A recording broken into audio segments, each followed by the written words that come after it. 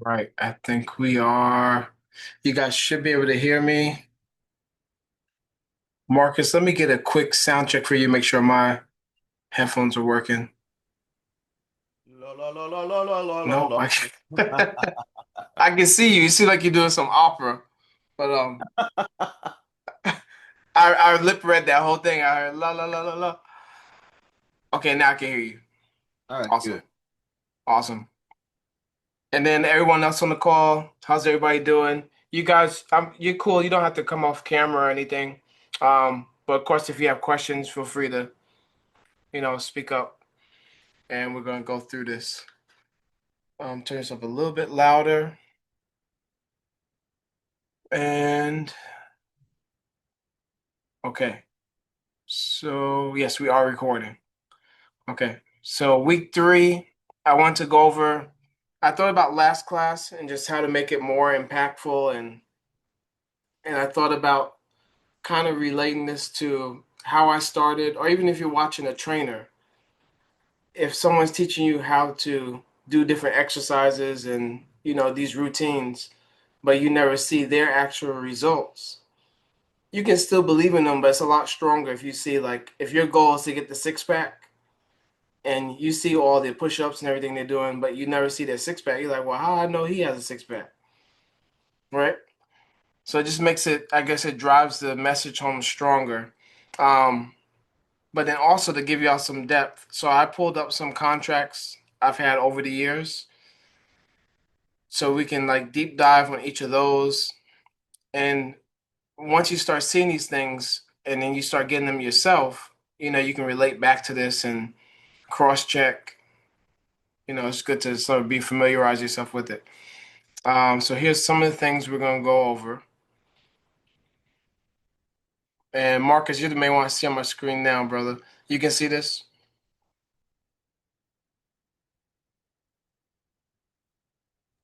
Yeah, exclusive, non-exclusive. I got you. Yes. Okay, awesome. So exclusive, non-exclusive, blanket, buyout, work for hire.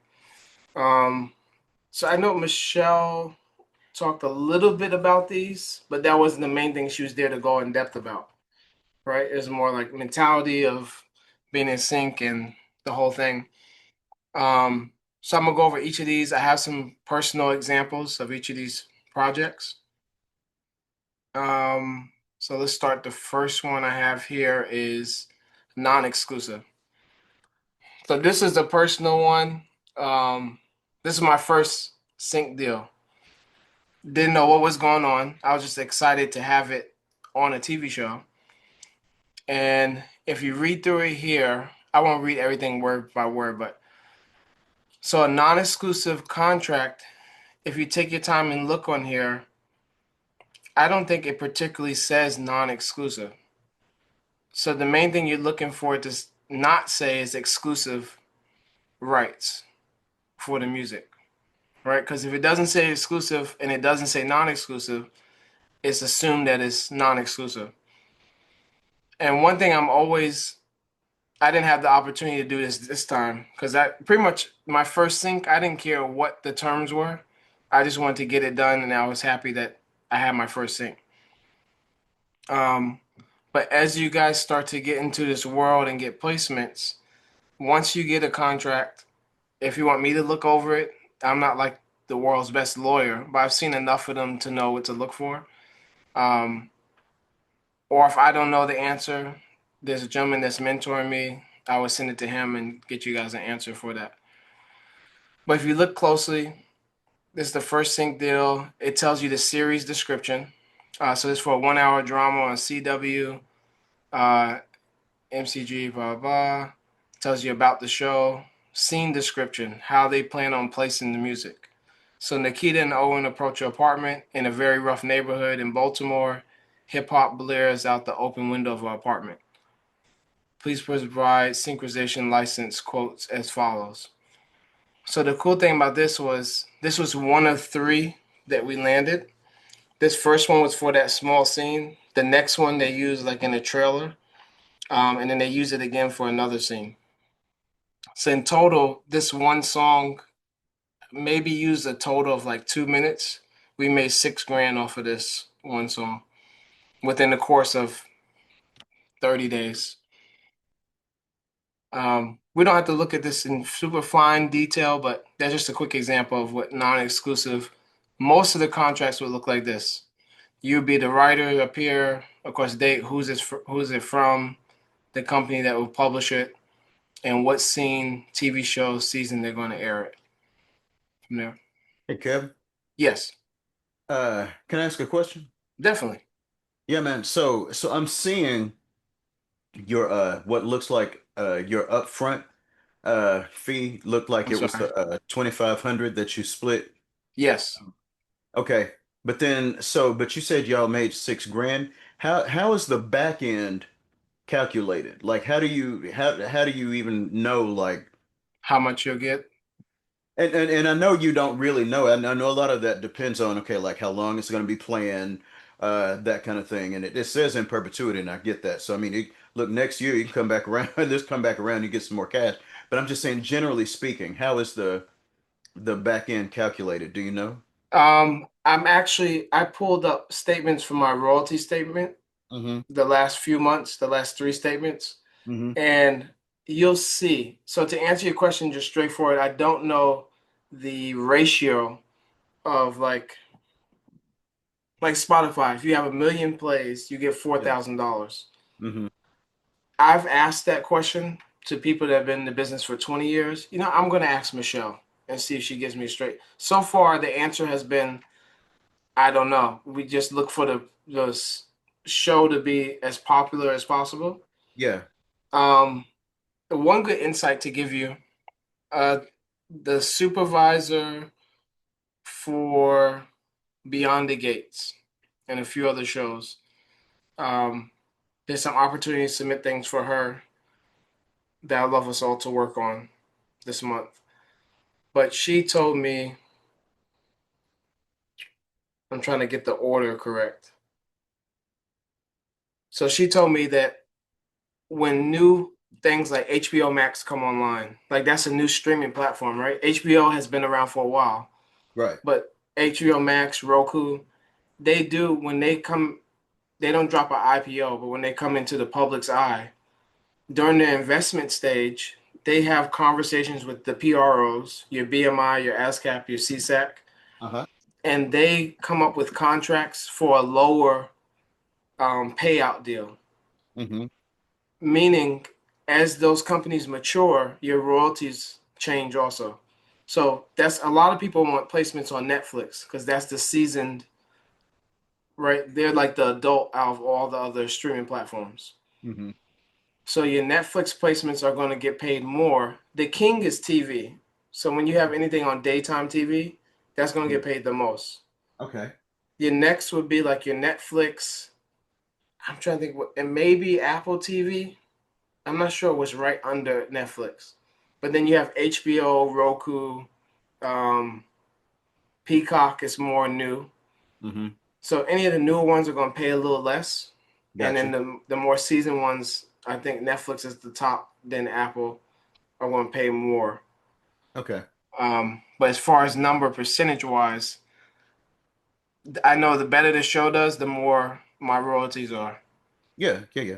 And that's probably, I think I've kind of seen that too with like some other people's statements. They're just kind of like, "Oh, look, I got X amount for this show." It's just like I don't know that you really know going in what to expect on the back end. You just kind of know what your front end has been negotiated. So, and that's fair. I was just curious if there was a way to know, but I'm like you. I think the majority of those who have kind of showed their statements, they've just been kind of like, "Here's what I got."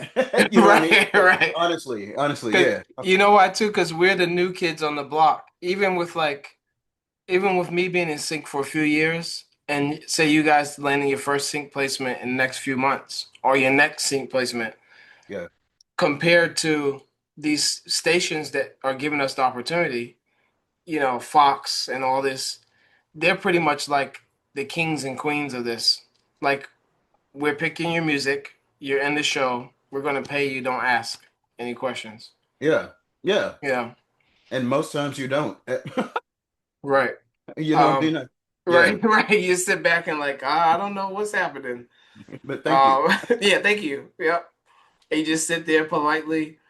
Another thing to keep in mind too, I guess I can bring up now, when you land a placement on a TV show, you will not get paid. So that Nikita placement I showed you guys, that Yeah. was in my PayPal within like 5 days.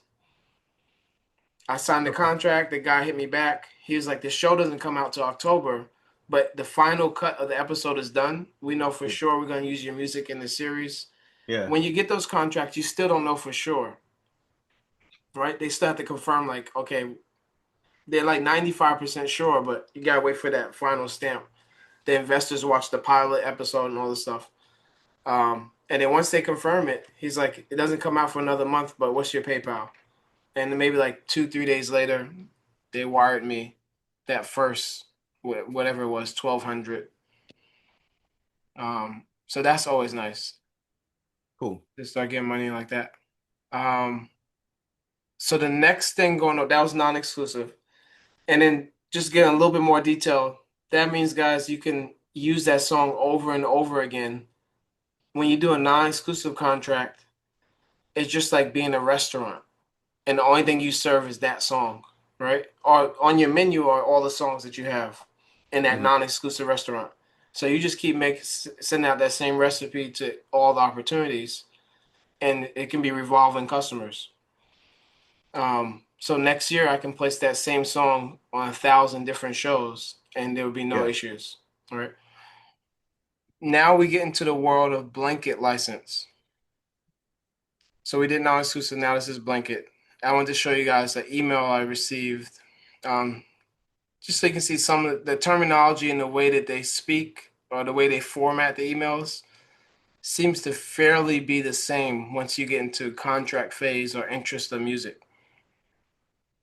Um, So this one says, "Hey Kevin, follow up on our meeting yesterday. Here's a recap of everything we discussed. Read everything below. If you're not on a call, we explain blah blah." So they had a call with all the composers that they picked music for these shows. So it was K-pop idols, and then there's a documentary on Netflix called Spy Ops, and there's another documentary called Traitor and Spies. It says previously known as Traitor or Patriot.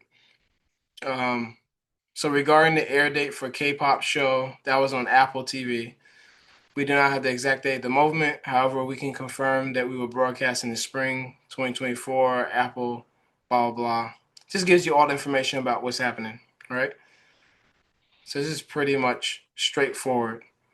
It tells you about the cue sheets, and for those of you to give you an explanation on cue sheet, a cue sheet shows you the exact time your music was used in the episode and the length of time. So it'll say like if the episode is an hour long and your music is used 3 minutes in, it'll say 0,0003 minutes slash music played for 12 seconds. And then to answer your question, Marcus, those cue sheets get turned into the PROs, and then the PRO takes that number times the number of plays for the platform, and then that equals the royalty statement. But that exact formula, like I said, I don't know. Times 1 million, times 100,000, whatever it is. So the next part is the important part, the money. I was excited the first part of the email, but when this part came, I was like, okay, now we're talking.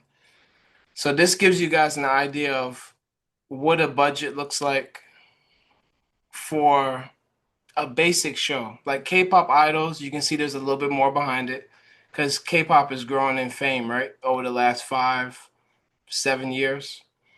So it's a little bit, there's not that much money difference. If they get BTS on there a few times or something, this money will go up to maybe 120,000.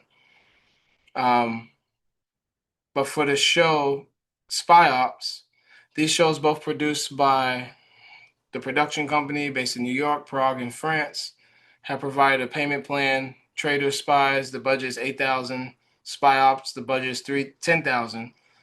Theme song 3,000, which I didn't get that. I pitched for it, almost got it. And editorial 625 per budget. So that term blanket license means with their budget, 2, 4, 4, and 10, if your music is selected, they wanted 30 tracks for the first episode. If your music is selected based on how many tracks there are, so there's 30, how long your music plays based on how long the TV show is, determines the percentage you get out of that 2000. And let me know if that made sense the way I said it, because it sounds like a tongue twister. Oh wait. Does Okay, that make so for October, their total payout is going to be 2 grand. right? But they have a And total budget of 20 grand for the first show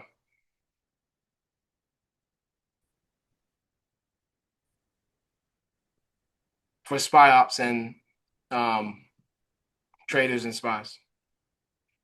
yeah, okay, I see. And they're 2 grand. And so your amount, gotcha. And so your amount is a slice of that 2000. Yes, based off of Is that right? usage. That's correct. So that it's just important to know when you see Your if amount for October? Yeah. yes. Yeah, so Mhm. like that's the total payout. You get a cut of that based on the show, something like that. Am I tracking right? Yes, you cut up a little bit. You said I get a cut based on.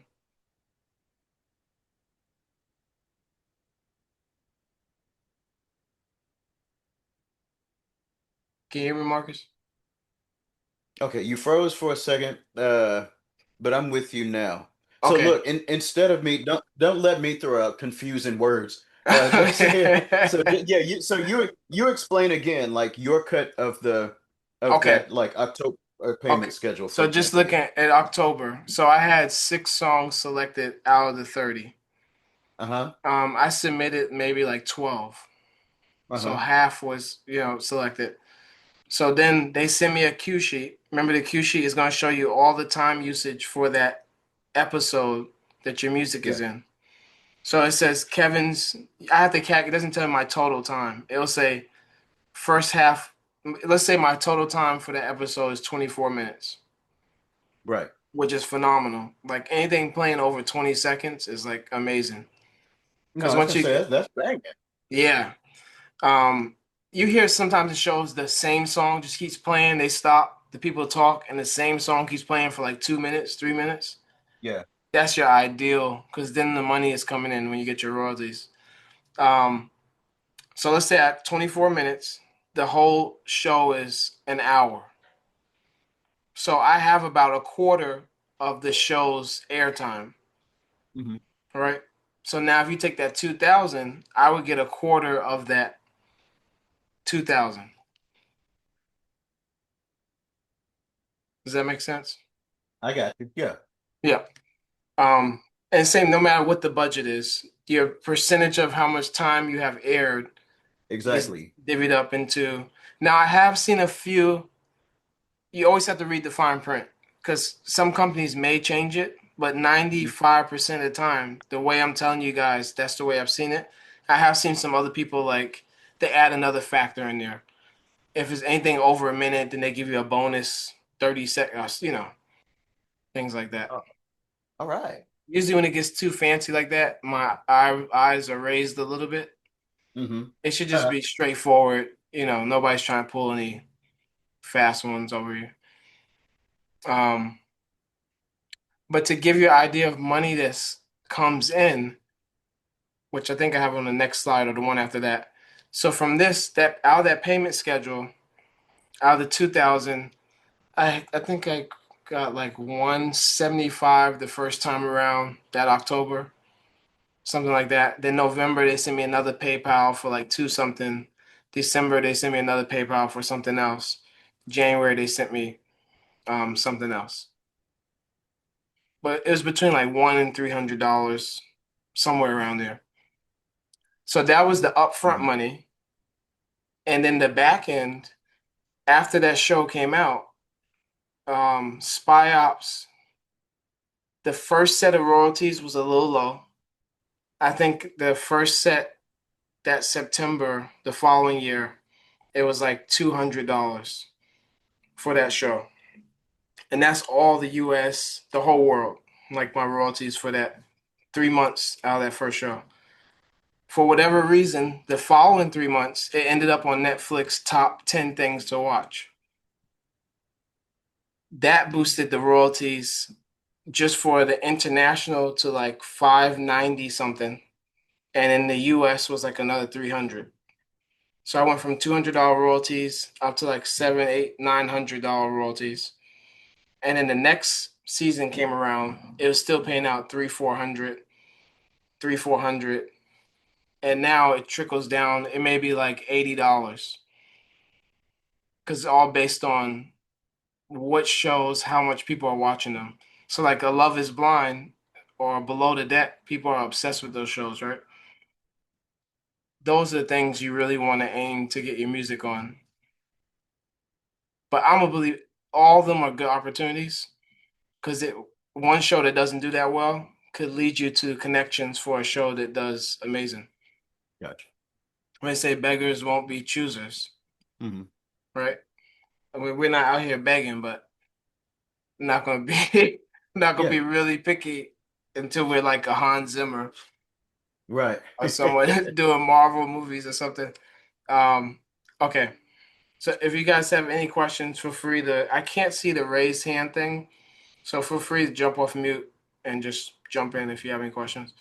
Okay, so next, exclusive deals. So these are deals that you sign your music over to a library, not a library for sync. So remember, syncing your music can happen all these different ways. There's TV shows directly with the supervisor. There's your music library. You reach out to music libraries, at least I would say once a week, with one music library a week, and submit some music.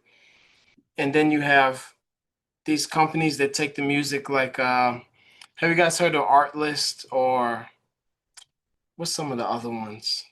Oh man, things that creators go on and they can find music like license free, I guess as you say. Or it's the license is already included as long as they pay a monthly subscription. So I know there's man, just had I was just looking at it the other day. Command something, there's artlist.io, different platforms. Even TikTok has has that platform on it, but they use like everyone's music. I mean, I don't know if you guys remember that big lawsuit. One of the record labels was threatening to pull all their music out of TikTok because they weren't paying properly. But anyways, with the exclusive deal, now it's the opposite of that restaurant analogy. So I'm a big believer in blending. I want as many non-exclusive deals as possible, and then I want some exclusive deals, and you can see why. They will keep sending you money every few months. So I mentioned to you guys a company called Melody.ie. That is something I want to walk everyone through preparing a playlist to pitch their music. Because once your music is accepted with them, it's exclusive, meaning you can't submit it to anyone else forever. But in their catalog, they're starting to get directors that work with them. They just won 2 or 3 awards over the last few years for advertising agencies. And the reason people work with them, it makes it easier. They're kind of like buying a blanket license, and your music is always available for them. So they pay like whatever, $300-400 a month, and they say I'm looking for rock, pop, R&B. They see Shire's song, they're like, oh, perfect. We're doing 2 shows. We want to use this in it. And these royalties are not distributed through BMI or ASCAP. It's directly through companies like this. So you can see so far you see 3 different strategies for getting money within like a these last 2 years, the way I've made money. Exclusively licensing deals. I'm sorry. Well, Well, go ahead, bro. What was your name? I'm sorry, I missed the name. Oh, melody.ie. Okay. MELOD.ie. Th- You're welcome, brother. Okay. Um, Thank you. and I, you're welcome, bro. I'm gonna send you in that recap, actually, Joshua, at the last second to last page of that, I have that in the notes, that company. But I have a little insight Okay. Thank too. you. You're welcome, bro. I have a little insight too. So before you guys send it, um, I want to help guide you through what I know they approve. Yeah, it won't be 100% that they'll approve it, but we can get closer by going through a few steps. But exclusive deals, your music is theirs forever, but you also get money, constantly coming in. So they send me a check or they wire something to my PayPal every 4 to 6 months. And this is not a lot of money, guys. This 229 AUD.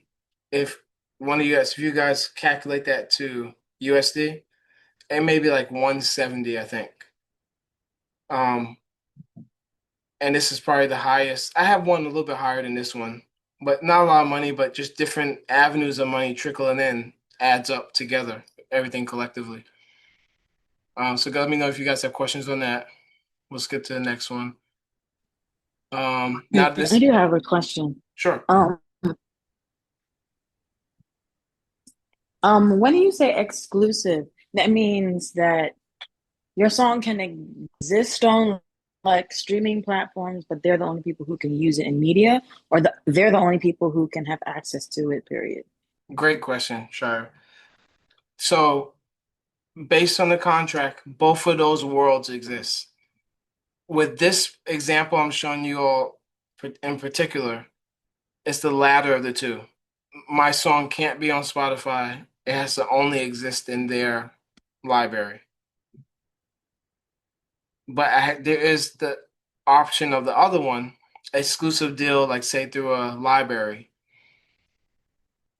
We just did an exclusive deal Okay. for a library, and then they can use it for a certain amount of time, like 18 months, and then they re-up the contract every so often. Mm, okay. And then my next question is that amount that they're paying you monthly in the exclusive library, is that just because your music is accepted and it exists in the library, or is it because they are using it? No, I wish it was the first one. That would be amazing.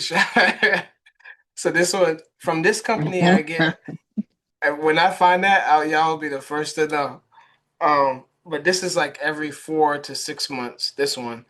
And they send me the only thing I don't like about this from a for my mindset or a mental standpoint, I don't know what songs I'm placing where. I have to really track them down. I have to hit them up. They give me a report every 4 to 6 months, but I just have to do some more homework. But it's because my music is being used. So it's a great job this quarter. So many creators used it, blah blah. We had a documentary use it. Okay, what documentary was it? Oh, let's get through that information. I mean, because I guess they're fairly new and they're building the system out, so that may get better over time. But it's a percentage figured out based on usage and how many time that client downloads the track, etc.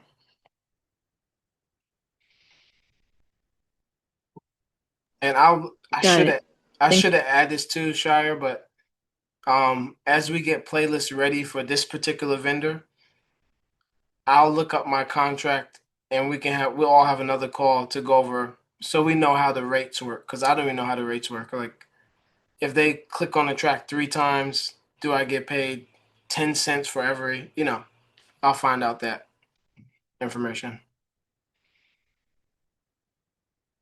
Um, okay. Here's the next thing. I was gonna say that's kind of scary. It's not really, but you can definitely fight with yourself in this option. So we went through non-exclusive, which can pay up front and pays for your entire lifetime. And you can pass your royalties on to loved ones.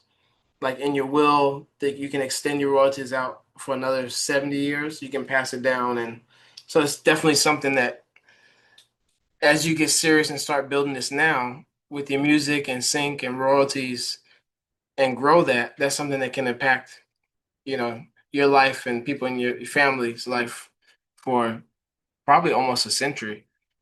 I think it's 70 years. Um, we went through non-exclusive, we went through blanket, and we went through exclusive. Now, buyout is like exclusive on steroids.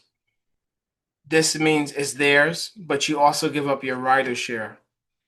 So exclusive, they're taking the publishing share, and you still keep your writer share, but you don't have control over where it goes, right? They just control it. Buyout, you get rid of everything.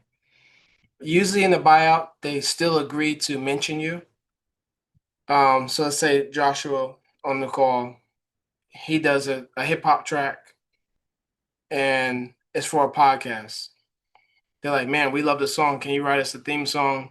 We'll pay you $300 for a buyout. Every time that podcast plays, it'll say theme song by Joshua. That can be in the contract terms, but he's not going to get any royalty payments. That once that contract is signed, 300 sent to him, that's the end of the deal. Again, my mentality is I want as many different avenues of money coming in, right? Just to make a living.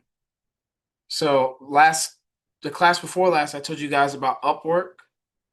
There's a few other ones like Fiverr, and the Upwork seems the less saturated with untalented creatives, I guess is a polite way to say it.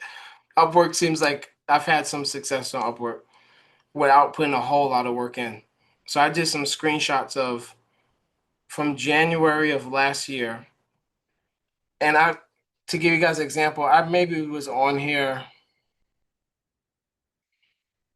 once every 2 weeks. Let's say once a week for like 30 minutes, once a week. Um, my first success was a podcast. There was an ad, hey, we're looking for hip hop. We want something like Dr. Dre. It's a podcast about financial, it's called Bids and Beans or something like that. And they want in the vein of Dr. Dre, Grand Theft Auto. I researched how to make the classic West Coast sound, made that, found an artist to jump on it with me, and they paid out 330. I split that 330 in half with the artist. It maybe took me 2 hours, 3 hours to make the beat, mix it, and it took him maybe 2 hours to write it and record it because it was like 30 seconds. So for 5 hours, hundred and something dollars a piece, I thought it was a good momentum builder, some cash. The next thing I did in February, you guys can see on here, $11. This took me like 20 minutes. It was editing something. And the other thing was, I didn't even understand the language. It's just something they wanted spacing based on time and music lined up with it that they already had. So that was just like a music editing thing. A little bit away from sync, but just showing you guys different revenue sources. And you see the rest of the examples here 20, 20, 50, like one a month. I was pacing. When it got to June, I had these last few jobs, but also I started working a lot on below the deck. So I couldn't build as much momentum. But produce a dramatic scene for a short film. This was like 8 seconds. The reference was Scarface, a scene in Scarface. I mentioned that a class ago. And I think it was like 3 or 4 chords that I held down. He said he loved it. Where do I wire the money? And it was done. Um, the other good thing too to mention to you with this website, they have to fund the job before you start it. So you don't get like sideswiped or they try to take the song and leave. There's a contract that the website makes for you on Upwork. They have to put the money in once they agree that they want you to work on a project. You can see the money waiting. They can't take it out. It's on hold by the company. And then once you put complete, they approve it or they say edit needed. and then that's it. The 250 was for a political ad. That was the first time I ever did that. They played like in Nevada and California. And then music marketing. Somebody wanted to consult with me on marketing their music as a composer. So you guys in here are songwriters, um, have launched things on. I see things on how do I launch my music on Spotify. Someone like Shire, you have plenty of music on streaming platforms. If you go on Upwork, you might find opportunities. People will pay you 75, 100, 150, 200 just to consult with them on, hey, I see you did album work and you did all this stuff. How'd you do this? And you're on a Zoom call like this, and it's another source of income. Last thing I was going to mention, the music composer for 30 seconds. Another reason I want to encourage you guys to do this. You never know what opportunities these people lead to.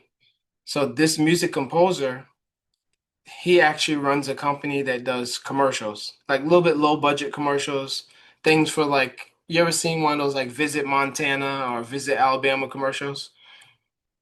He helps do video shoots and things like that for those.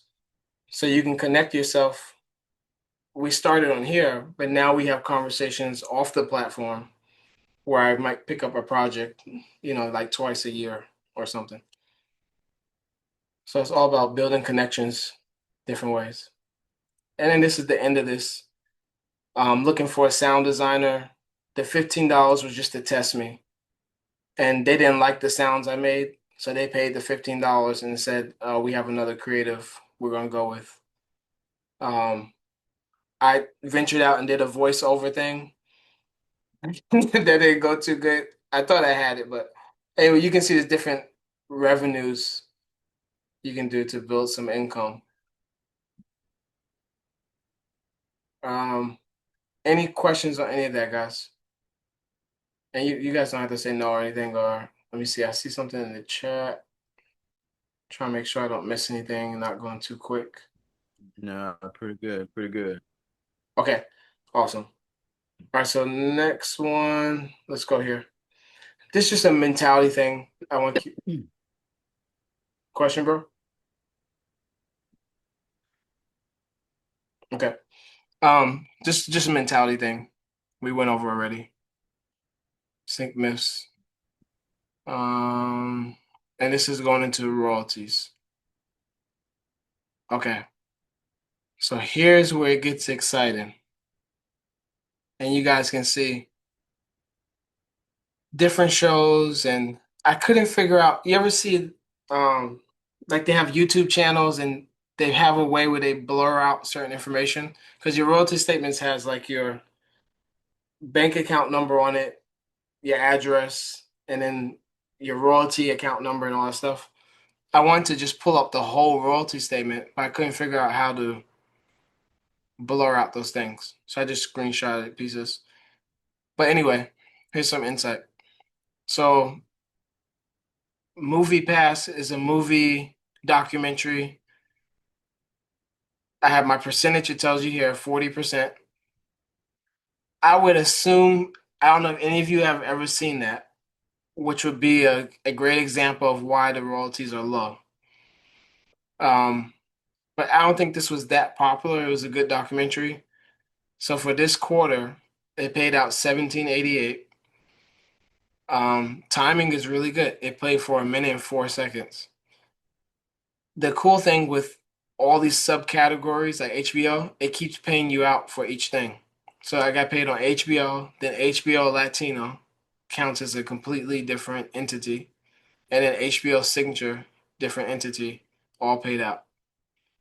Then HBO 2, same thing, 281. But most people are watching on HBO, right? MTV, this beat Jupiter Years, I made 10 years ago. And I put it in a selection process last year and it was selected. So that's another good point to make. Tell you guys, it doesn't have to be new music. You don't have to stress yourself out like, oh man, I don't have time for sync.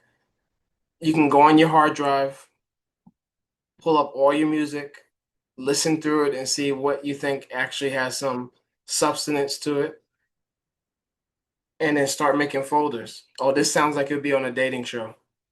That'd be something you guys can start doing this week. Any tracks that you ever made, Shire, even if they don't have full vocals, they can just be like ad lib ideas. I've heard plenty of that stuff placed in Love is Blind and all these different TV shows. So 10-year-old beat used in a 2024 show. Right. I think I changed the snare because it sounded dated, and the riser sound really dated. I dated. I had a Soldier Boy kind of riser going into but that took me like 2 seconds. Um, okay, next one. And you can see that I only paid 18 cents.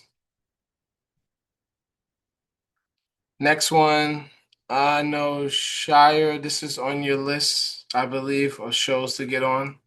So Ultimatum, that was one of same thing. That Brisk Morning Boss, that track I made maybe 8 years ago. Put in the process. Um, I think this was probably from the first royalty statement of this paying out. Oh, I skipped too quick. Okay, Roku, Next Black Millionaire. These paid a little bit higher. Nothing, each one is nothing really life changing until it's a big show or it's all numbers and the long game mindset, right? So a few of these placements, like on Roku, Next Black Millionaire, may only pay $10, $20 out each royalty statement. But then it gets popular because of I don't know, some drama happening, or Taylor Swift marries whatever the guy's name is, and now he's on the show the next season. Now 100,000 people will go back and watch the first season, and then these royalties go up to 200, 300, whatever they do. Love is Blind is on here. Can't remember what season this is, and it tells you what episode, how much it paid out. Perfect Match is on here. All pennies, right? Dollars, 24 cents, $5, $20. Love is Blind also. Here's the Spy Ops I told you guys about, what they paid up front. And you can see from it being a popular show, a little bit more. Even the Love is Blind Perfect Match. So far, out of the examples I showed you, I think this is the most paid out for one song in a show. $21, $11, 11, 9.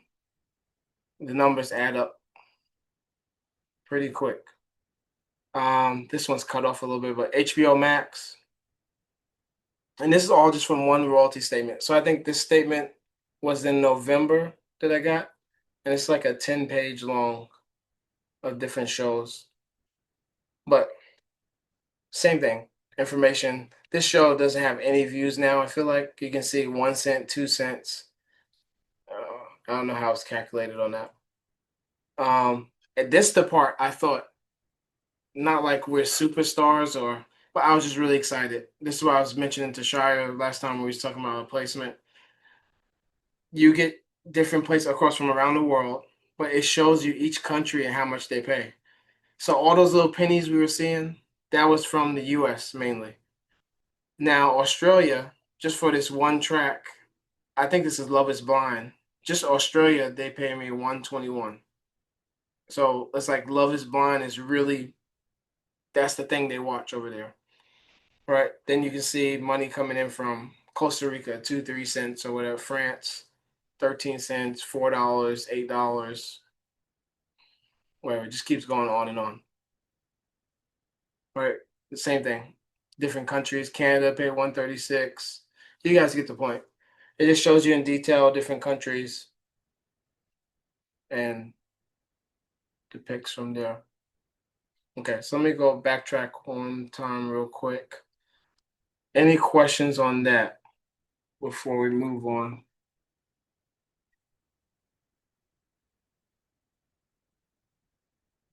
And let me check my messages because I have someone that's going to jump on here in a second. Possibly.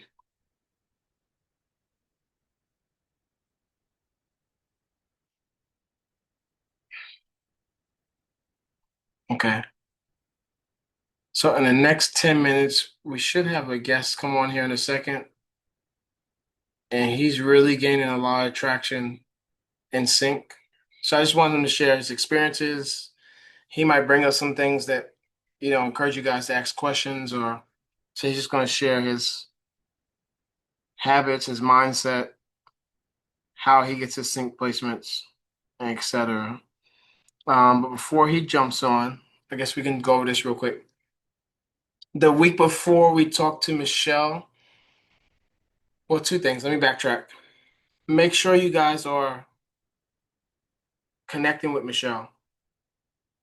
When I first did calls like this and people were coaching me, I don't know if you guys feel like sometimes it feels like I don't want to step on anyone's toes, or that's this person's contact. So I don't know if I should reach out to them. At least in my world, how I think about things and people that in our world of connecting, that's not how I think things should work. Someone like Michelle, hopefully all you guys reach out to her, connect with her. Hey, I was on Kev's call. Thank you for your time, blah, blah. And she is a very intentional person. And you can see she appreciates things like that, like being genuine. And so you reaching out to her could open up opportunities also. Or if anything, just a sound person to get advice from, every now and then. So I want to mention that. And each of you that sent me, I think I know I received from just the homework from the last class. I know Shire sent me hers.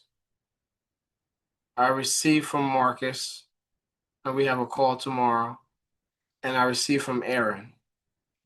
Um, but anybody else on the call, if you go back to that first email and the last page, take a look at that and get that done on doing the sync homework. Because my goal is to connect you guys with. I'm going to find opportunities and creatives that have already done these projects that you want to be a part of, and start trying to connect the dots to try to make a sync placement happen for everyone, or at least lead the path quicker. You know. Before we get on the call, this is the next assignment that I talked about briefly before, but just go more depth. We went over Indiegogo.com. So I have here, find 3 movies that you find interesting, drawn to.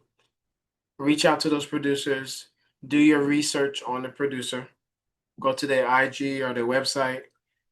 Write a simple email to them. Let you see an example here. Hey Jim, your film Raise the Hand speaks to me because of the story being told. The location is filmed in New York. That's where I'm from. I have a deep connection to this project. I'm a singer-songwriter with soulful voice, but also specialize in different genres. Would like to connect with you. Possibilities of providing music for a part of this film. So if everyone can do that this week, and then see what kind of results we get. Cool. Let me see what I think that's the. Let me backtrack a little bit while I'm waiting for our guests. Make sure we went over everything. Mm.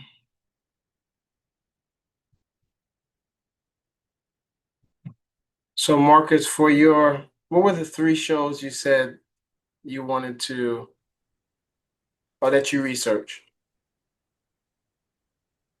One of them, and I'm pulling them back up. Let me see. The big head try to get into. Okay, yeah. So one was Temptation Island. Um, One was it's called the Challenge All Stars. So apparently there's the competition show The Challenge. I never heard of it until I started doing this research. And then the Challenge All Stars. I guess it's just that like kind of the best of the best and they're all challenging each other. Kind of Yes. like a Survivor thing. Yeah, So okay. Um, and that's then what's oh go ahead. no, I was gonna say that's what I'll find out the next opportunity with you as you research on that, because that's what this Hmm. is here. Um, right here where it says MTV Real World Challenge, the last one on the screen. That's the same show you're talking about. Oh, okay. So it should And be a then solid connection there. and then okay. And then Love is Blind UK. Nice. Okay. And you already connected with well, I guess this question is for Marcus Shire. I think I messaged you this. And Aaron, I'm not sure if he's on the call because I haven't been checking the waiting room. But the people that you research for that homework, that assignment, have you followed them on different social media like IG, LinkedIn?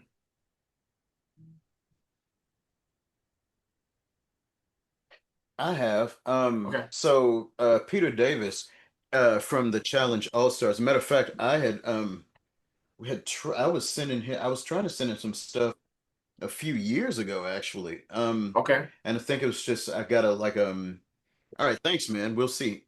Back in the day. Okay. But I didn't really follow through. And then the other one from Love is Blind UK, John Ernst, I am following him. Nice. Okay. Now, the we'll see. I mean, it could have been a number of different reasons. The reason my placements like on Below the Deck have been successful has only been due to Hmm. coaching by one of the main composers. That was like a blessing to have. But one of the things he taught me is how some of the music has to be composed for it to Hmm. be almost like a sure thing for that person to pick it for the show. So if you're doing Gotcha. songs, so this advice that I'm giving is not for songwriters Hmm. or if you're an artist. This is coming from a production side. If you're a songwriter, well, let me give the advice first and then you'll see why. So if we're just composing, sending in tracks, you want to have moments of just empty space, which are the editors look at good editing points and hit points for the shows. So if you just go on YouTube and look up Below the Deck short or trailer, it's new season trailer, you'll see the string starts Hmm. like the string might do like 8 notes real quick, like a violin playing real quick. Da-da-da-da-da-da, and there's nothing going Hmm. on. And it stops real quick. And you might hear ch ch da-da-da-da-da-da, and it stops again. And in those stop moments, that's where a lot of drama is. Like I think she just fell off the boat. And it goes like da-da-da-da, that's when it Hmm. stops. Right. So they usually look for tracks that have those moments in it. And if they don't have those, they usually push those aside for like a last minute because they can't edit it to make it do that, fade it out and drop it off and all that. But it's too much work for them, the pressure that they're under. So that's one of the things, Marcus, on the call tomorrow. Hmm. I want to pull up the track with you and just give you some of those insights Okay. or moments to stop. Um, we have our guests getting ready to come in, but the other thing I was going to mention real quick, the you also want your track to change every. It shouldn't feel too repetitive. So with the song, it doesn't matter because if Shire is singing on the song, most of the times when you write a song, your first half of your first verse, the melody is one way, and the second half of that first verse, the melody is like maybe like a call and response, but it's a little slightly different. Because if you did the same way the whole verse, it may get a little boring, right? So there's different inflections, some parts a little bit ramp ups and things like that. And then you change up to go into like a pre-hook. Then the hook is different. And then you may have a bridge or the second verse may have the same cadence as the first verse, but there's little different nuance difference that you notice the second verse, right? With a track, we don't have the vocal doing that for us. So every 8 bars, you had to change it. Um, so example, like one of the tracks I was listening to, Marcus, which 90% of my tracks are like that. The snare, the shaker is the same for like 45 seconds, which that would be perfect in the world of sending to artists, right? Because they're gonna put all the nuance to it. But when the TV producers hear it, they're like, nothing changes. Okay. So what the gentleman that mentors me taught me, pretty much every 8 bars, I'm adding just a little, even if it's a minute thing, like a little shaker adds in, and the snares aren't changing that much. He said that's enough for them to be like, okay, it's moving somewhere, something is changing, right? And the better that happens, the longer it can be used in a show. So if you notice on these royalty statements, some of my tracks are used for like 1 second, 2 seconds, but getting a minute plus, that's a little more rarer. But I didn't start getting that until I was taught that secret. Leave things out. So it starts with the hook, then it'll dwindle down to just like a minimal track. And then every 4 to 8 tracks, it builds up extra snare, little hi-hat, then it builds up a little bit more, then it goes into a bridge, and then the final hook is bigger than the first hook. Um, okay, let me let in Ricky here.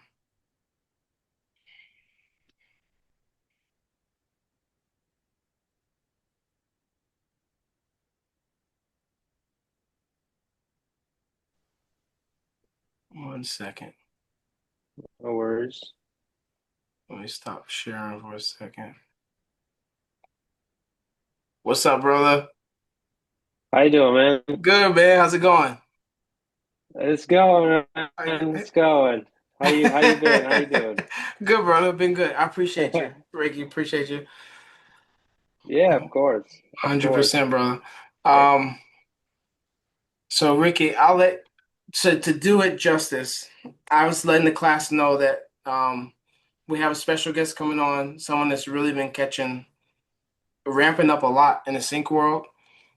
I mean, over the last, let's say 12 to 18 months, I've seen you land a lot of different Mhm. shows, right? I think Yeah. a few months ago, he was like, here's some things I did for this month. And it was like 6 or 7 different placements on that.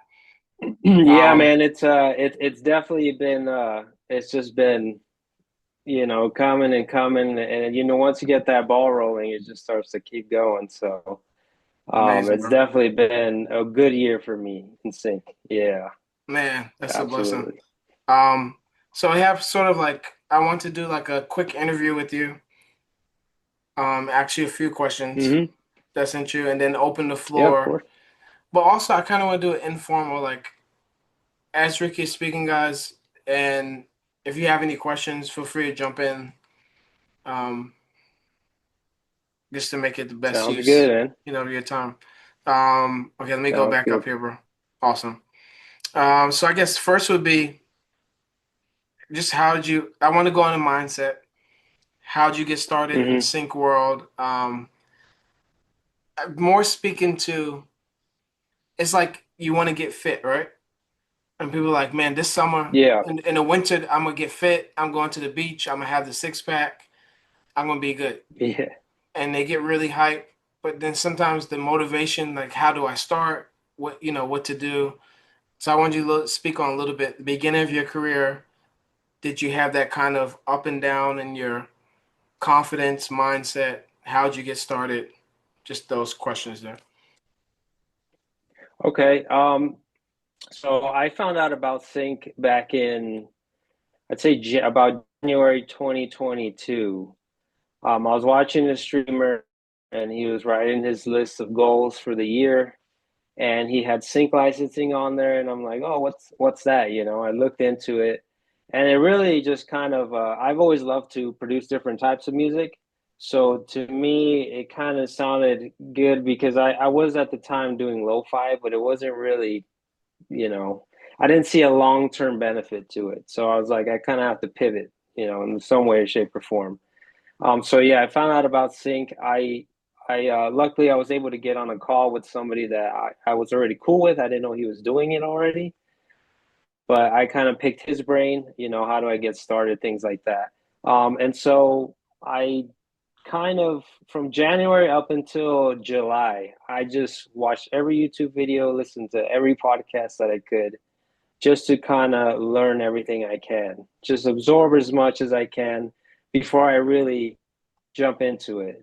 So I did that, I watched videos, podcasts, like I said, just took notes, try to get into cookies and just kind of see who's doing what, which where the libraries, all that good stuff. So I did that, and then in July, I left California. I'm originally from California, and I moved to Las Vegas, and that's when I just left my job and I just went 1 year full time, just committed to sync licensing.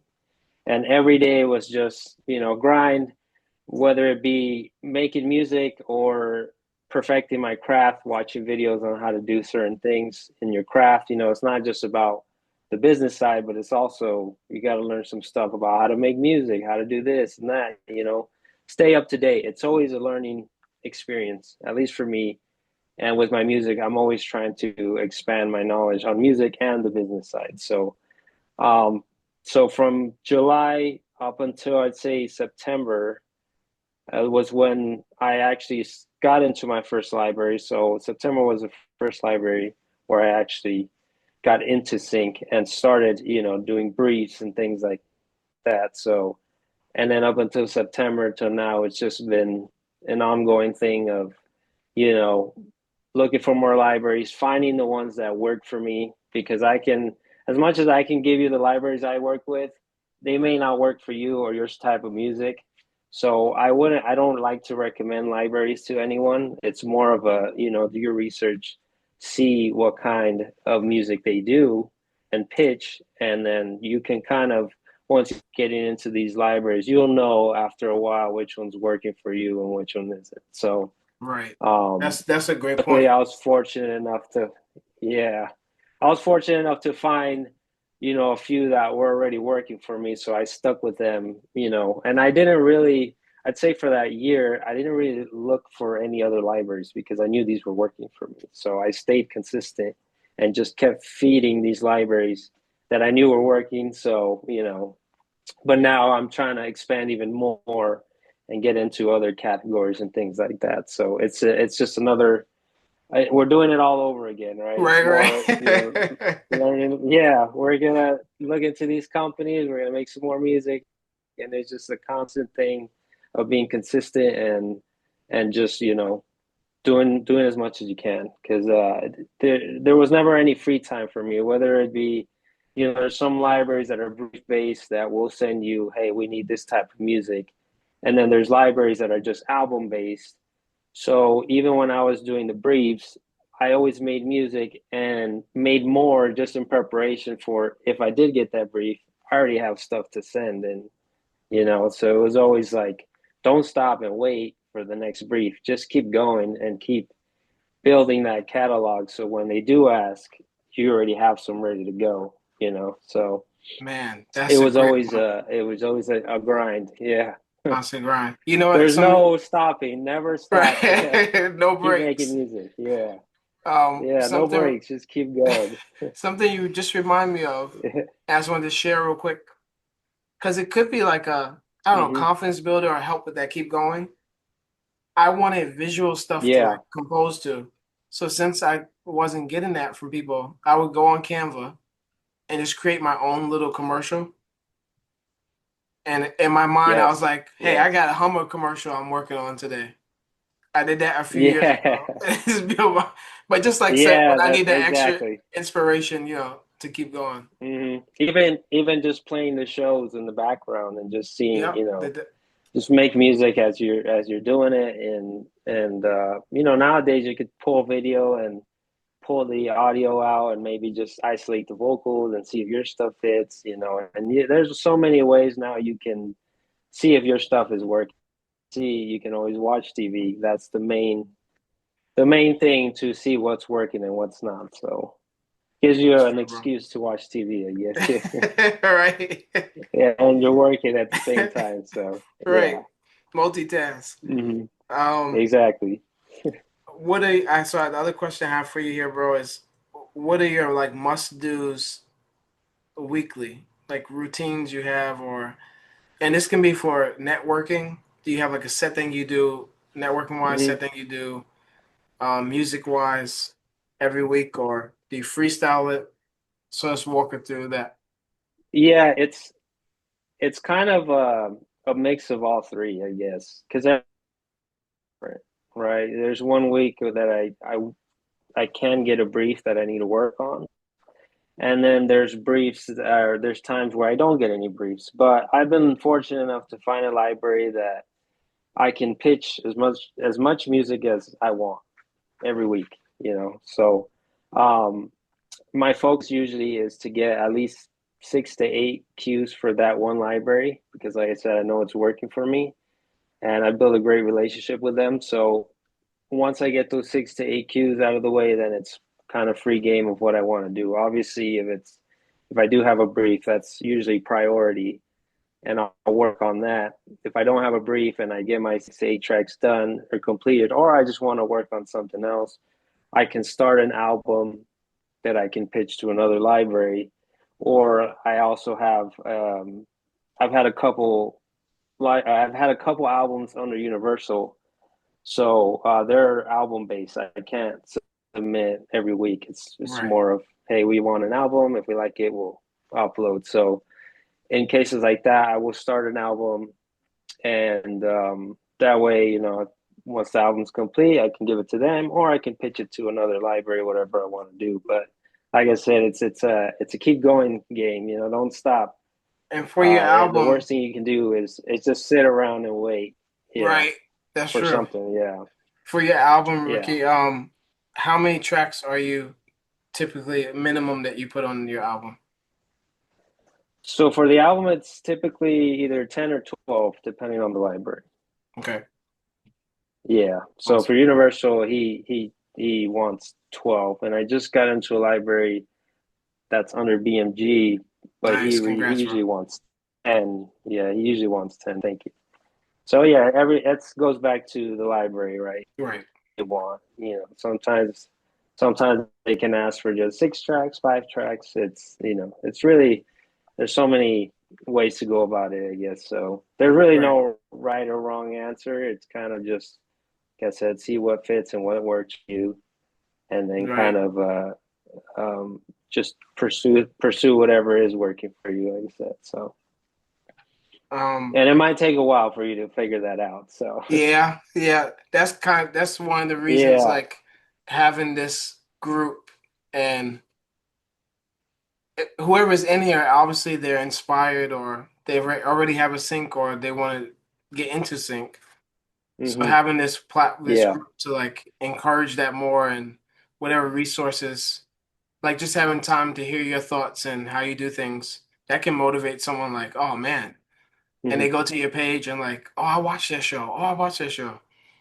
And I see some of your page, you can hear the placements, like the Absolutely. music in the background. Um, so just sharing these calls like this is really encouraging. Um, I Yeah. think I have Yeah. more questions for you, and then if anyone else wants to jump in. I restricted myself to just two more questions. No, it's okay. I got some time. So yeah, if you Awesome, got bro. I more, can feel free. interject with a question if there's time. What's that, Shar? What was that? You got a question? I was saying I can interject a question. Oh yeah, go for it. Yeah. My name is Shire. Nice to meet. Thank you so much for being here. First of all, Yeah, of course. Nice to meet you, Shay. secondly, when you say album, is this like one cohesive piece of work, or are you basically putting together music that's like of the same kind of vibe, or like what do you mean by album? Yeah, that's a good question. So usually I tend to keep it with somewhat of a theme in mind, right? So like my first album was a sports album. So you kind of like with my first one, it was a lot of brass and upbeat tracks that can be used for promo and sports and things like that. So usually I kind of have an idea. I just did one. Um, so White Lotus has been going around like crazy, at least with the TV world. So a lot of libraries were requesting like a White Lotus sound to it. So then I created an album that was kind of White Lotus related. You know, you kind of want to you want to keep it somewhat cohesive and have a theme to it. So I've done, like I said, like a White Lotus. Secession was a big show that was asked for a lot as well, a lot of music in that style. So then this is what I do. Usually I have briefs or certain libraries that will ask for a certain type of music. And sometimes 2 to 3 libraries will ask for the same kind of music. And when I see that, that's when I make an album with that type of music. That way, you know, I know that's what's demanded right now. And then I'll be able to at least give an album to another library. And then I have a lot of different ways of getting placements with that type of music. And I'm not just stuck to one library that's asking for that, if that makes sense. But yes, I try to keep it very cohesive. I did like a choir hip hop album. Most of the tracks had choir and there were hip hop beats behind it. So, yeah, I would say keep at least a theme in mind and just go with that. That makes sense. You're saying you're like submitting to multiple libraries, so most of this is like it's not exclusive then. You're not doing exclusive, Well, right? these are exclusive. Okay. So one no, you know, big no is you don't want to sign or you don't want to send an exclusive that's already been with the library to somebody else. Right. That's Right. you never want to do that. It's exclusive. It stays in the library, and some libraries have clauses. So if nothing happens within a year, if they don't get you any placements, you can take that, you know, album out and then send it to somebody else. But you never want to pitch the same album to multiple libraries. And I still don't do that. Some people say, you know, you do an album, pitch it to multiple libraries and see which one catches first. But I don't like to do that. I like to make an album, pitch it, give it a week or two, follow up another week. If nothing, then I send it to somebody else because I don't want to send it to somebody and then 2 libraries come back at me and say, "Hey, I want this, I want to sign this album."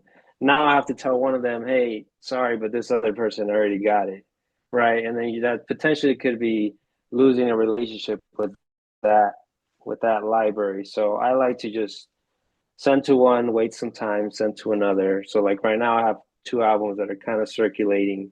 If I don't hear anything in about 2 to 3 weeks, then I send it to somebody else, and then I just keep going until somebody picks it up. Okay, that was gonna be my next question. Like, how long are you waiting? Yeah, Okay, thank you so much. yeah. I'd say, yeah, no problem. I'd say follow up in maybe a week or two, and then if you still don't hear anything, then I'd say maybe move on. And sometimes I've gotten a library respond after maybe a month or so. And at that time, obviously, I've moved on, but I can always say, hey, you know, it's been some time, but I'll be happy to make another one for you. And then, you know, then you have another project to work on. And yeah, so forth. Makes sense. Yeah. I love that pattern recognition advice you gave. That's good, bro. Like if 2 or 3 Hey, libraries are sending you, then making an album like that, that's yeah, smart. Really yeah, smart. yeah. Because that's when you know something's in demand, right? Because everybody's asking for it. So then Right. it's like, all right, well, let me be Hey, the one of the first to get out there and an album out, so that way, yeah, right. you can get a few placements like that. I Yeah. guess So bouncing off of that, um, how important have you found speed to be? Like how quick you respond to a brief and how fast you can make the music, how much time you have dedicated, because there's always things going on, right? So hmm how important yeah, have you seen that? you know what? I kind of try to find a middle ground because you don't want to be too fast and put something out that might not be as good as it would have been if you would have just waited an extra day, you know. So I understand the importance of getting back to people quick,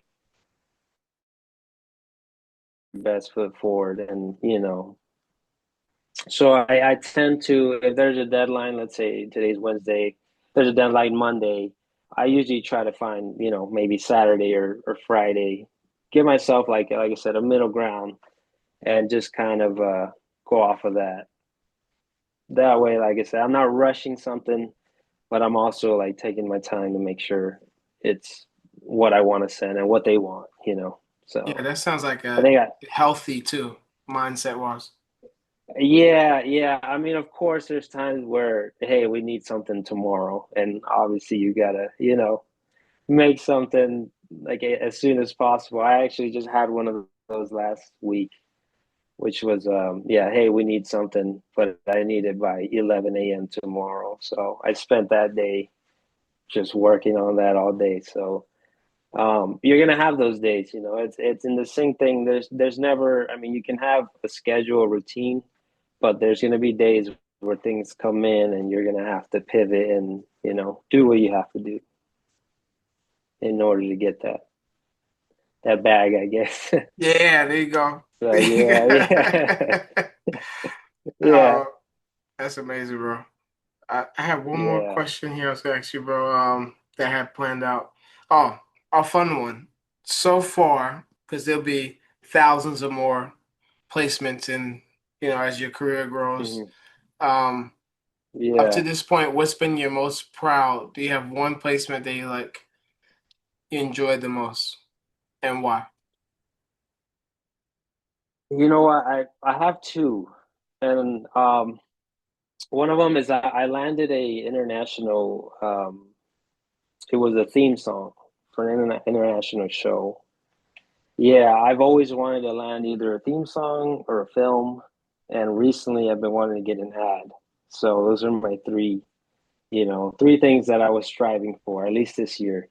I did land a theme song, which was around last year.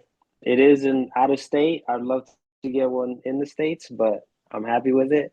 And then I most recently got a song placed in the indie film, so that was also pretty Oh, cool. I saw that one. And this Up kind there, of goes though. back to yeah, yeah, Hey, congrats, yeah. I bro. wanted to I wanted to stress thank you, the importance of setting little goals for yourself because this is a very long game. So, when I first started, first goal was obviously land a placement. Then I landed a placement and it was like, okay, now, I want to land two in one episode, right? And it's those little wins that keep you motivated and keep you going because, like I said, it is a very long game. And I'm a patient guy, and even this business tested my patience because, wow, it takes so long for everything, right? So, it's very important to set yourself like little minor goals, whether it be, like I said, two placements in the show or, um, sometimes libraries will send references. And I always said to myself, I want to be one of those references, right? And then I was able to land that. And it's those little wins that keep you going. Because if you're just waiting for the big one or you're gonna go crazy because yeah, like I said, it's a very long game. So just for your own mental state, have those little goals, have those little wins, and it'll definitely help you out to keep going. That's great. So I did definitely wanted to stress that because it's very important to. Yeah. It's easy to just get all these things and you become numb to it, and then you're just kind of at one point you might feel like I get stuck or mentally just drained. So I think it's very important to have those little goals and those little wins, and of course the big ones, right? But yeah, having Man. those little ones can go a long way, at least for your mental state. Yeah. Because Bro, I was losing it for a little bit, but yeah, same. I will confess to that. I was chasing a Toyota hmm placement. I was like, because those car yeah, placements, they're so life changing. It's shooting for the stars, but if you land that placement, 250, 350, yeah, 500K. Um, so hmm I did have that little spiral for a sec. I was getting little placements here and there, but I wasn't Yeah, appreciating them as much as I should have. And then I had a realization, okay, just gotta be yeah, set goals, smart goals, and work my yeah. way. Because it'll happen. Hmm. If we keep moving in that Exactly. direction, it'll just come It to us. will. Yeah.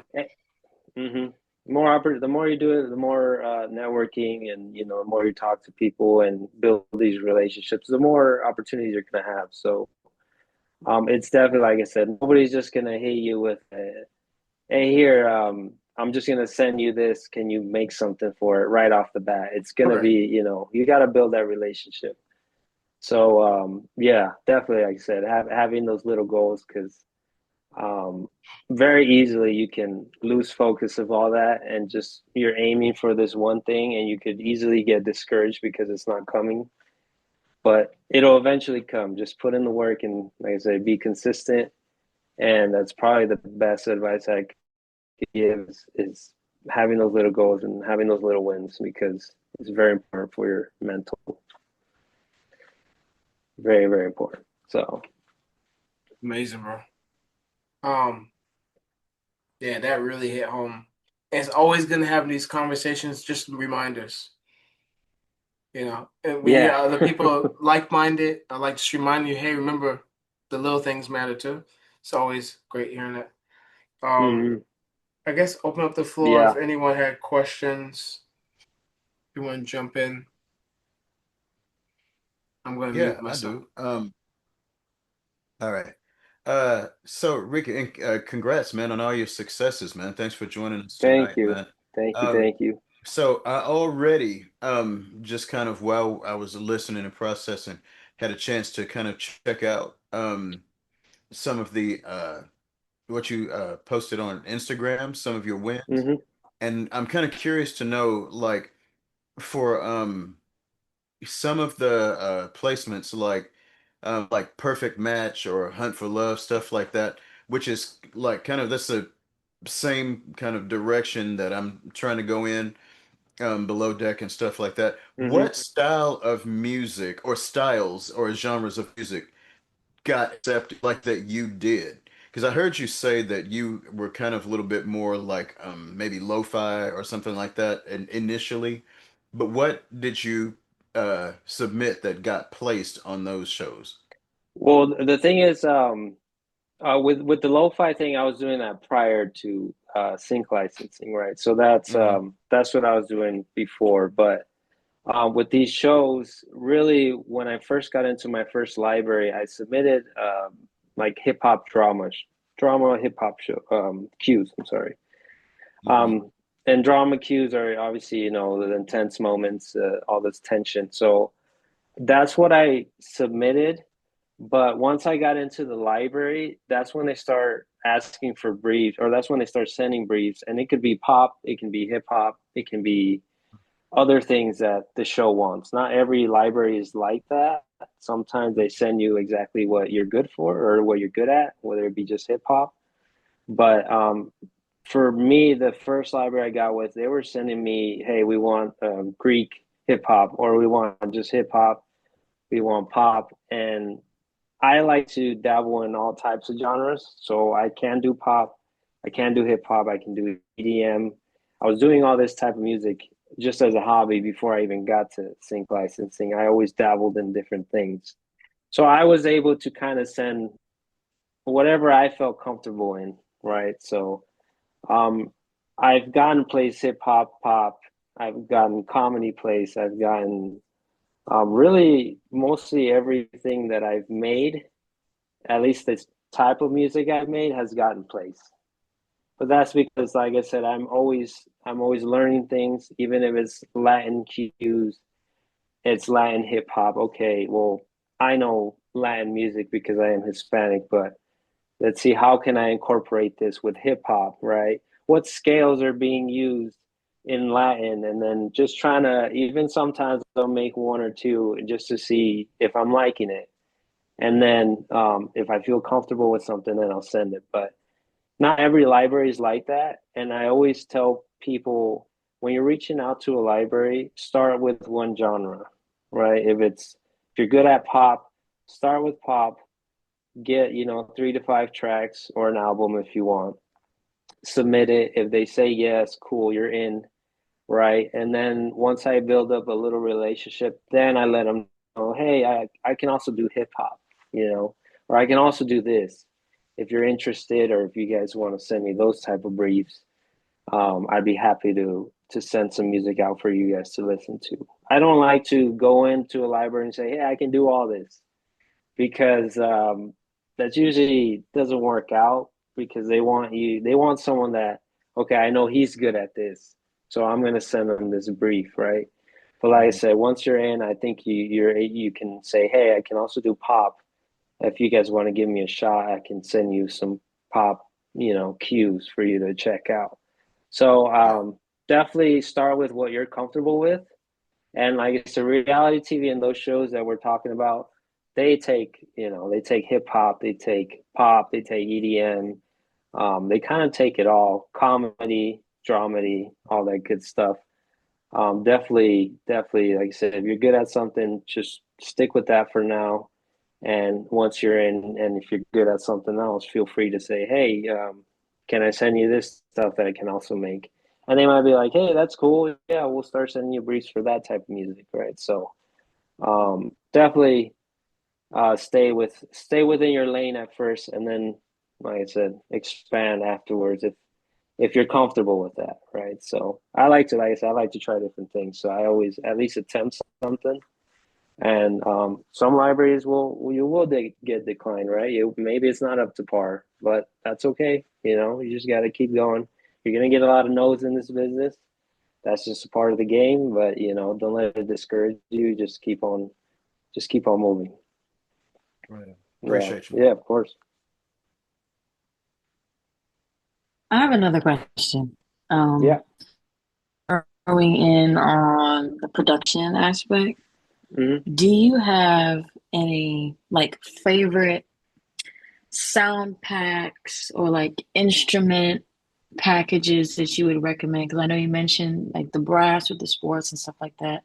And as someone who does produce, trying to find good packs and sounds that are Yeah.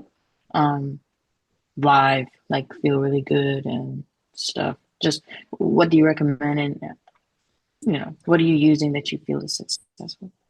Um, I have a lot of different I have a lot of different plugins for different things. So it is because, like I said, I do make all types of music.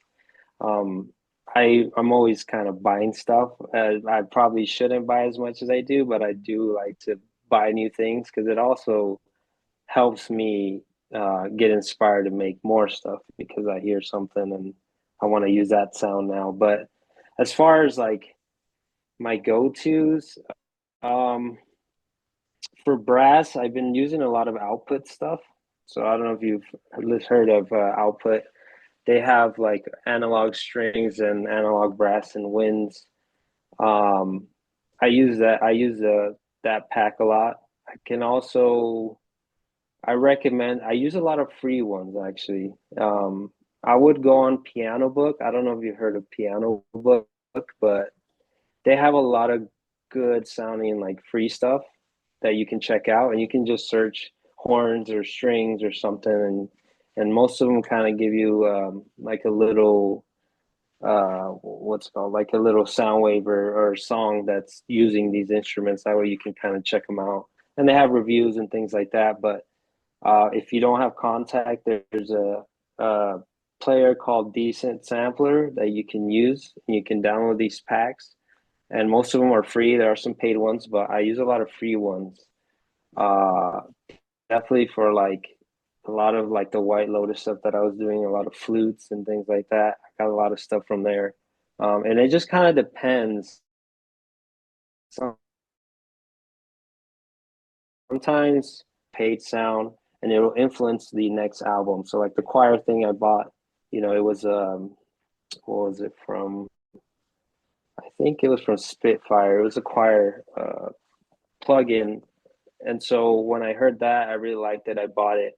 And that's when I decided to make the choir album. So I can't really give you like a go-to, because I do have so many that I use. Well, I guess for like pop brass, I would use Hollywood pop strings from thinking right now. But I use, yeah, it's a lot of, because I do so many genres, I have so many different things that I use. But I'd say for sure, even the contact stuff, if you were to get like the contact select or the complete, they have a good amount of stuff that's you can use. I definitely recommend like Heaviosity. They have some free stuff, free piano, free brass, free strings. So a lot of Heaviosity stuff. There's a lot of free stuff out there that will work. So I definitely suggest watching some videos, YouTube videos, and seeing. A lot of people make free plugins, and I always do that. I always check them out and see if I hear something that I like, I'll download it and use it because it doesn't really matter what you use as long as it comes out good, then you're good to go. So definitely recommend. At least for me, once a week, I'll try and look at some plugins and see what's out there, especially free ones because I don't want to spend too much money on it. Thank you. Yeah, of course. As Ricky was mentioning those, I was trying to keep up with him as as he's put those out. So I put some of the links in there. So in the chat, Yeah, the decent sampler output, I use that too. Yeah, they have some great. And the East yeah. West. I think you were talking about the East West for the pop East strings. West, yes, Yeah. yeah, yeah. That's what it was. Yeah, Um, East West pop strings. But like I said, even the Native Instruments, the bundle that they usually sell, they have some good, session strings and things like that. Um, or Session Pro, what is it, the horns, Session yeah, Horns Pro yeah, or they something do. like that. Yeah, that's used. I use that sometimes, and yeah, I'd say Native Instruments Complete will kind of give you a nice pack to start with, at least with most of the things that's used out there. So, Right. And they have a and like I starter, said, a free one, I think. I yeah, just put it in there. Yeah. yeah, yeah. Like I said, Piano Book is I use that all the time because they have a lot of good free stuff on there for the decent sampler plugin. Nice. You know what? I have that downloaded and all these different things, but I didn't install it yet. And I've been wanting to. Oh, the decent sampler. Uh-huh. And Piano Book. Yeah, yeah. I sometimes I'll get asked to do like Greek stuff or and they have like bazookies on there. I don't know if you know what a bazooki is, but it's that like guitar that's used in most Greek music. So I will always go to piano book first if there's something in particular that's needed because most of the time you can find something there that'll work. Oh, no, I did not know what So that my is. I cat just is looked it up. scratching. Bazooki. Oh, yeah. That's cool. Yeah, a bazooki is like there. Yeah. Yeah. Yeah, so definitely check that out. Nice. Um, Man, that's awesome, brother. Do we have any other? There's a lot of free tools and free resources. Yes. And I definitely relate to what you said, buying a lot, and I restricted myself recently. Yeah, That's about to break. yeah. I maybe can go 5, 6 months. Mm, I maybe can go 4 months without getting a new VST. Yeah, Um, yeah. And they do break the bank, it starts to add up. So yeah, definitely, yeah, I went through a big run of free stuff because yeah, like I said, it starts to add up. So I guess that would be my sort of closing question for you, Ricky, is investing in yourself. How much have you found that to be helpful in your career? So you already spoke on creativity with like getting sounds, but are there any other ways you invest in yourself? Like, do hmm you go to like have you been to any conferences or any sync cons, things like that, or do you buy other gear? I Yeah, as far as gear, I think I'm kind of staying put where I'm at. I don't want to spend too much. Most of what I've been spending has been more on workflow, right? So I use Ableton, so I'll try to buy little things like keyboard shortcut things. I don't know if anyone uses Ableton, but there's a lot of ways to speed up your process. So I'll buy like something as simple as like you know, when I type in if it's a string or if it's a drum or a kick, it'll automatically color code or it'll color whatever it is. So if I say kick, I want it to be blue. Whenever I type in kick, it'll just color it blue. You know, those little things that help with the speed flow or your workflow to just speed things up. I've been doing a lot of that lately, just kind of working on my speed so that I can just crank out more music. You know, learning shortcuts, that's more obviously not really investing, but investing your time, I guess you could say, in learning how to be faster, learning how to do things faster, and you know, just speeding up your overall process because it does take a lot. You know, you make the track, it gets submitted. You still have to do all alt mixes, you know, and subs. So that you know that's another few hours sometimes for me out of the week. So I'm just trying to cut back time, you know, so that either I can crank out more or just spend time to myself or with my you know my fiance and stuff like that because as much as I can be in here all day, I need to also set, you know, boundaries and time for other things because, you know, that's important too for your mental. Going outside and, you know, having a hobby or something because I think that's very important to just kind of give your mind a reset sometimes and you know, I will say the first year that I started this, I was literally day and night just I'll wake up, make music. I would have breakfast, watch videos of sync while I'm making breakfast, eat my breakfast while watching these videos, go back to work, do the same thing for lunch, go back to work. And it was just a year of just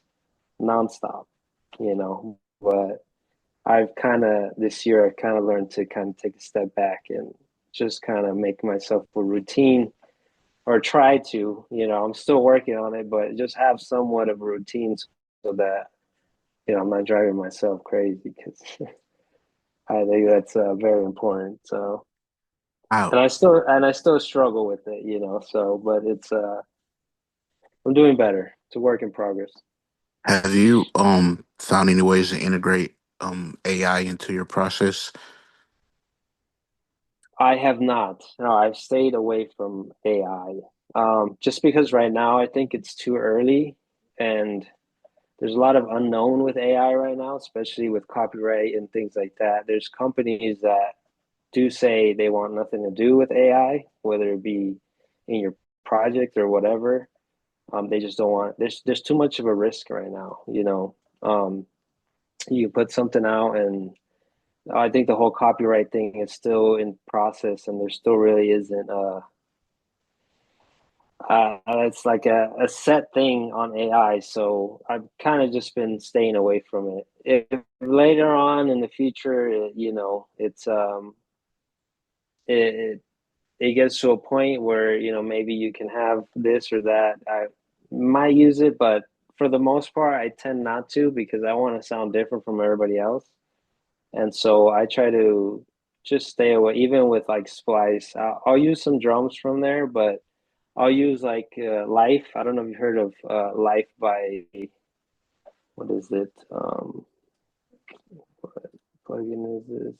I think it's XLN, but they have a plugin called Life where you can record stuff and it'll automatically like create these grooves and different textures that I like to use them as textures that you can use in your tracks. And that definitely will make you stand out because these are recordings that I'm outside, whether it be, you know, I'm at the park, I'll just record something and then it just creates these fun little things that nobody else is gonna have, you know. So I think being different and just kind of having your own sound will benefit you more than kind of doing what everybody else is doing. So I Thank you. try, yeah, I try not to incorporate AI. It's too unknown right now. So, and I'm not really a big fan of it, you know. I understand. Yeah. Being a creative, I get it. Yes, exactly. So,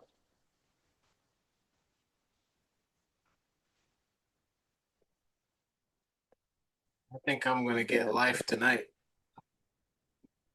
Yeah, it's cool, you know, it's a great way to just, you know, it's just to be different. You know, like I said, you go outside, even if you're just in your house tapping things, you know, it'll just spit out some random stuff, and you could just keep hitting random, and it'll just keep doing different things. So, And like you said, there's just little I've used accents in the one loop. back.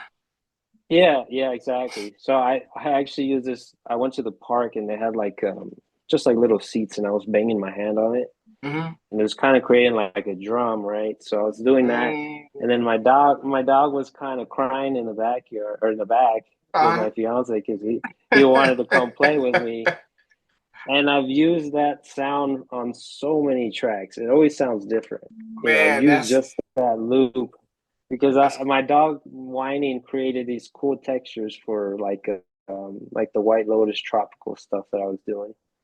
So it just made these weird noises that just sounded really cool in these type of production, you know. So I used that in like pretty much a whole album, just that same one, and I just kept hitting random until it gave me different stuff. And like I said, it's great for textures and sometimes even adding to the drum, just to the drum loop.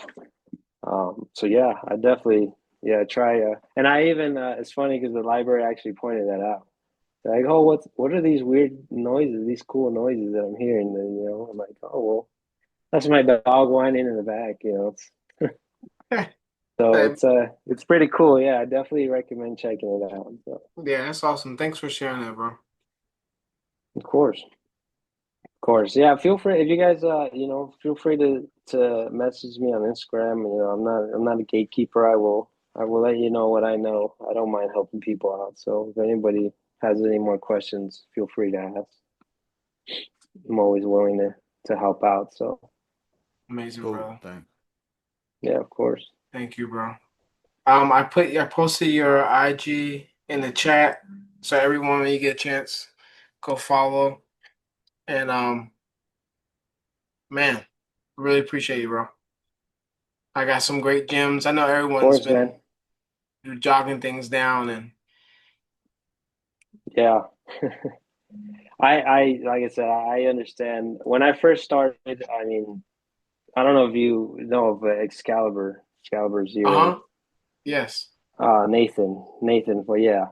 So when I first started, I was watching his live streams every Friday, and those were a big help for me because he would dissect. You can submit your music, and he'd tell you what if it fits and where it fits, and you know things like that. He doesn't do it anymore, unfortunately, but at the time I was watching it and I learned a lot of things from that, even as far as like the composition, the ways things should sound, and all the little gems he threw out there. So his stuff is still on YouTube, his lives. I would definitely recommend going to those.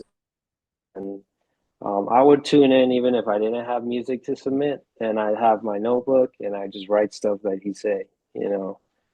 Silence is great. You know, silence is good for editors, and you know, you should do build up. You should do that. You know, he'd kind of dissect everybody's track, um, and that was a great way to kind of pick up on the little on the little things as far as the composition side. Because I don't think there's too much out there on sync on what how things should be formatted or you know how they should sound. So right. I definitely recommend checking that out. And he didn't pay me to say this, right? And what's his name? Excalibur Yeah. is His name's X. Excalibur Zero. I'll write Yeah. in the chat, Sean. Nathan, yeah, Nathan, yeah. yeah. So I picked up a lot of gems on yeah. He's a cool guy. He's awesome. So Yeah, he is. I had a chance to meet So him briefly at one of the sync things. Here it is in the chat. yeah, I that is something I've been wanting to do is go to sync conferences. I haven't been to one. I actually went to a holiday party for a company that I work with, but that's as far as I went, as Nice. far as like networking and meeting other people. But definitely is on the list is to go to these conferences because I hear they're a big asset to to this whole thing. Networking, great way to network. Yeah, it's Because as like much as we can do it online, it's nothing right, beats the face to face. right. Yeah. And the So energy, just like when I met you, it's like you can just get a sense of the energy, like watching the people's videos, or even if you chat with them real quick. mhm. You're like, man, this person is like, Yeah. I would sit down and talk to them for hours. So when you at a sync Yeah. conference, you can feel that kind of energy, like-minded people. Yeah. How long you been in sync? Oh Exactly. man, I did this. Oh, you did that show? Oh man, hmm But Exactly. it's a So great that's definitely testament. on my list. It's a great testament that you're already becoming successful in sync and you haven't done that yet. Just saying that you don't, people shouldn't feel discouraged if they don't have the funds or income to travel. They still can start finding their way, you know, just keep going, Yeah, like you said. absolutely. You know, yeah, don't stop. Just like I say, consistency and patience. Yes. I'd say those just everything narrowed down to those two words because yeah, it's a long game. Definitely a long game. I'm just starting to see the benefits of all the work I put in 3 years ago. So, it's gonna take some time. And I definitely say that I feel like everything kind of came as fast as it could for me. And not everybody's gonna have the same journey as I am. So I definitely set aside 3 to 5 years to see if this is gonna work out for you. But like I said, don't get discouraged. Just keep going. Awesome, brother. Well, again, brother, appreciate you times a Of thousand. course, man. Thank you for having me, man. Thank you for Yes, having me. always, brother. Always. And I'm gonna hit you up sometime tomorrow. I have a few ideas I want to go with you. Yeah, of course. You know where to find me. Yes, sir. Yeah. Awesome, All bro. right. Well, Thank you, appreciate you, Kevin. man. Appreciate it, man. Yes, Yeah, sir. of course. Thank you, You have bro. a good Talk to you one. soon. You too. Thank you. Thank you, everybody. Yeah, man. Thanks, man. Yeah, of course. Thank you. Just take care. And guys, man, that was awesome. So I Awesome. will, the last call I have recorded with Michelle. I'm just trying to condense it so we don't have that end chatter on there and like a little bit cleaner and the file size smaller. But I'll send that out to you as soon as I get that edited. And let me end this recording now. And I will send this out to you guys.